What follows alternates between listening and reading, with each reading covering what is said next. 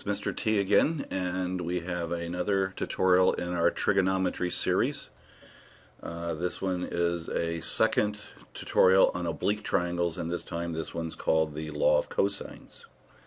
If you remember, on Law of Sines we were able to solve angle, angle, side, angle, and side angle problems. So the other possibilities that are left are side, and side, and we'll be using Law of Cosines for that.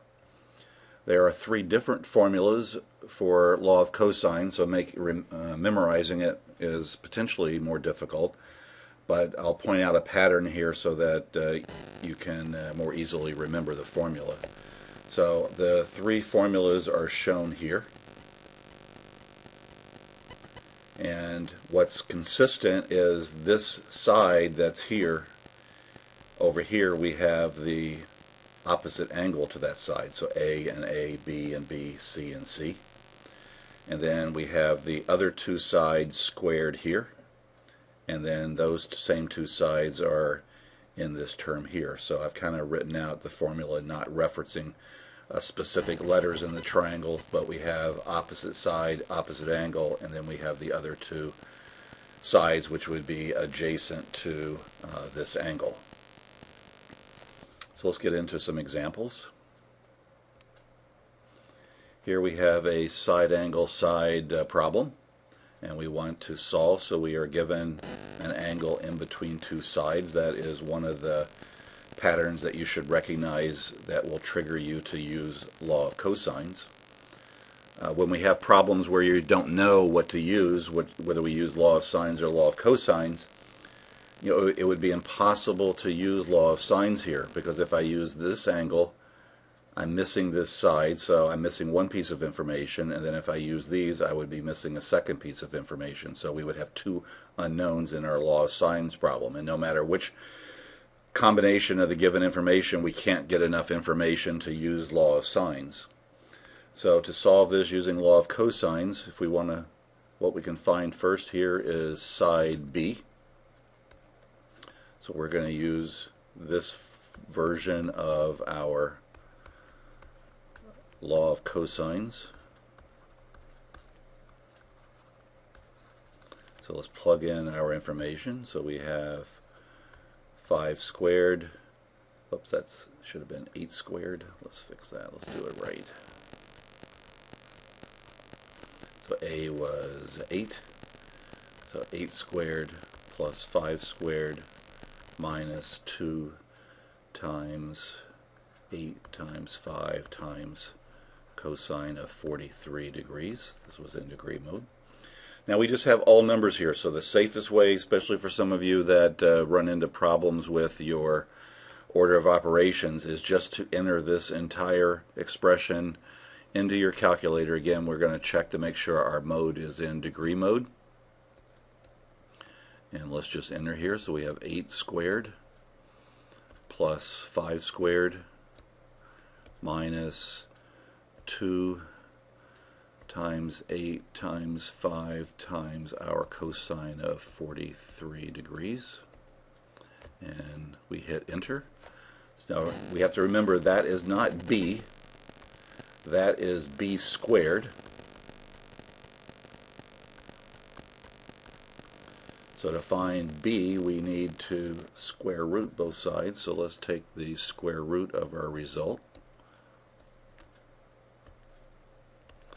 And we get approximately 5.5.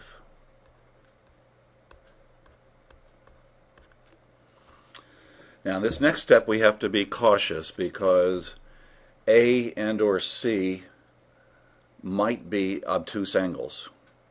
Now we could, if we use Law of Cosines to find this next piece, now that we know that this is 5.5, we have 3 sides. We can use Law of Cosines, but you can see the Law of Cosines is more complicated. We can also, now that we know this pair, we can use Law of Sines, but we have to be very careful when using Law of Sines, because we will end up taking a inverse sine function to find a missing angle.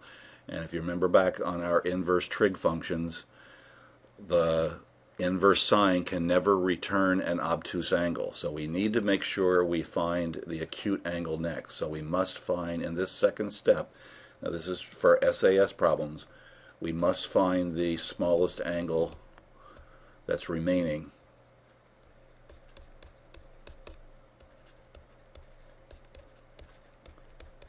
Now the way we can determine which angle is smaller is between A and C is the one that's opposite the smallest side. So since C is smaller than A, we know this angle C is smaller between those two angles. So we can set up sine of C over side C equals, now we know this pair here, sine of 43 over our calculated 5.5 for angle B.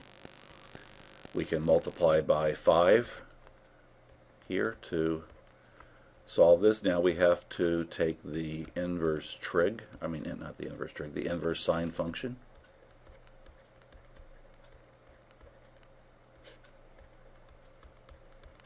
And let's go calculate that. So we have inverse sine of 5 times the sine of 43, and all that's divided by 5.5.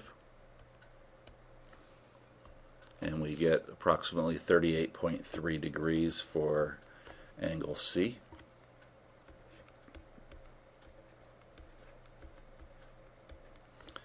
And now to find angle A, we can use our rule that the sum of the angles in a triangle add up to be 180. So we can subtract our 43 degrees and now our 38.3 degrees and get our answer for A.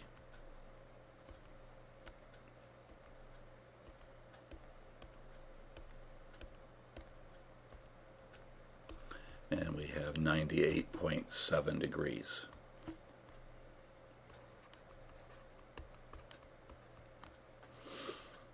Notice that's an obtuse angle. Let's look at what would have happened had we not used our rule that we talked about here. And let's say we had set up to find angle A next. So sine of A over 8 equals sine of 43 over 5.5. So A here would be the inverse sine of 8 times the sine of 43 over 5.5. So second sine inverse, so we have 8 sine of 43 divided by 5.5, and we get 82.7 degrees.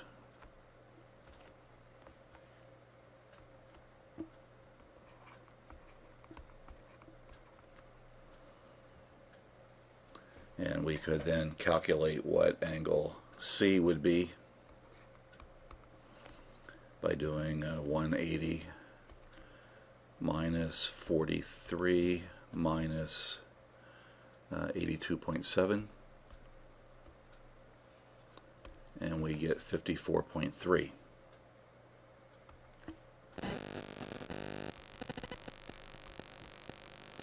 But this is invalid because angle C is bigger than angle B, but side C is smaller than angle B, so that we have an inconsistency here. This is invalid, but it's not necessarily obvious unless you look carefully that it's invalid.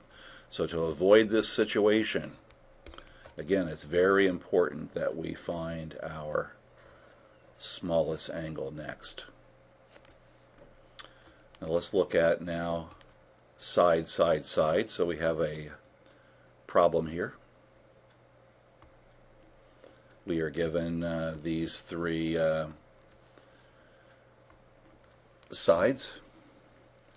Now again, we have the same issue here. In step 2, we are going to be finding an angle using law of sines, and we want to make sure that that angle that we find is an acute angle. the inverse cosine can return angles between 0 and 180, so it can return an obtuse angle. So we always want to find any potential obtuse angle first. So we need to find a potential obtuse angle first using the law of cosines.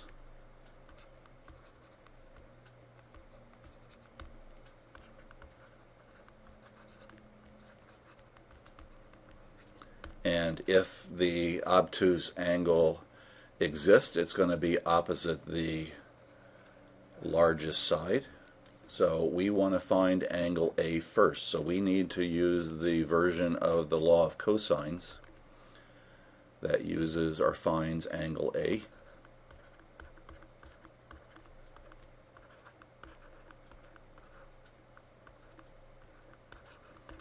So let's plug in our numbers. So we have 10 squared equals 4 squared plus 7 squared minus 2 times 4 times 7 times the cosine of A, which we're trying to find. So now the unknown is over here. So we first have to isolate this by itself. One of the most common mistakes that students in your class make is to calculate this and multiply this and combine those together as a single number. We can't do that. This is like having an equation where we had, say, 10 equals 8 minus 3x, and we know that we cannot turn this into 5x. That would be invalid. These are not like terms.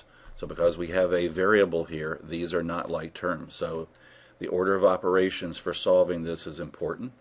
So we can square these numbers first. Now these two numbers are like terms, so we can combine. So we have 16 plus 49, which, I'm sorry, yes, 16 plus 49, which is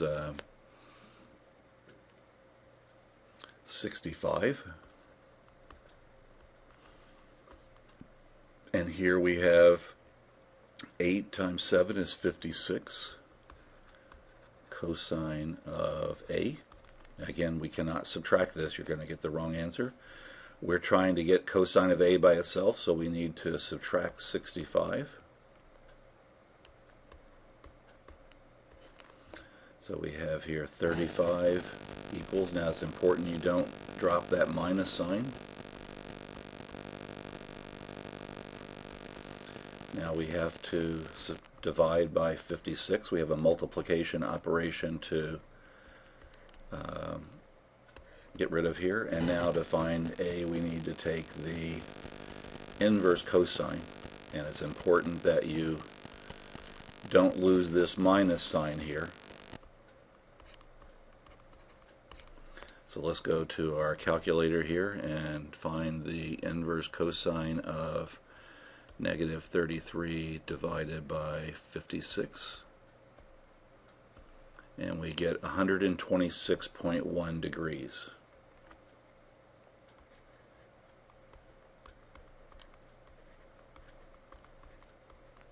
So that we have an obtuse angle there, which was a possibility, and we now know, because a triangle can only have one obtuse angle, we know both of these angles are acute, so we can proceed and use the law of sines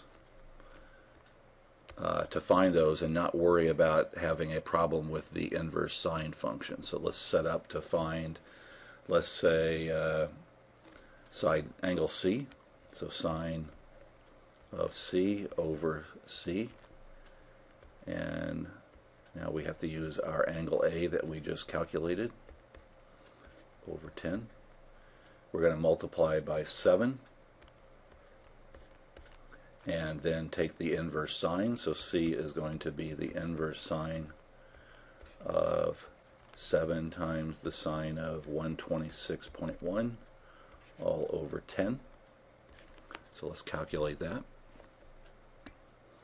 So we're taking the inverse sine of 7 times the sine of 126.1. Close that parentheses, divide by 10, and we get angle C here is 34.4 degrees. So now we have found our second angle, and then to find B, our third angle, we can use our 180 degree rule.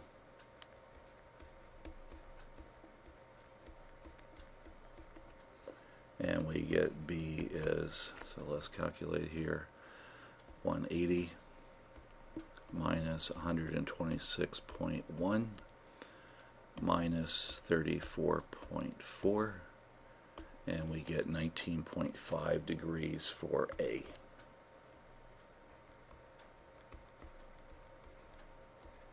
For B. So now we found all three angles. We were already given the sides, so we've solved the triangle. Good thing with the law of cosines is that we don't have to worry about a situation with two solutions. When all three sides are fixed, none of the angles can move around. And so the key thing here on this one was finding the largest angle first, and then following the proper order of operations. Sorry for my telephone ringing. I hope that's not too distracting. Hopefully my wife will answer the phone soon. So let's look at here a summary for law of cosines. We can use law of cosines for side angle side and side side side. On side angle side, it's important that we find the smallest angle second. We'll use law of cosines for the first, so this is when we're using the law of sines.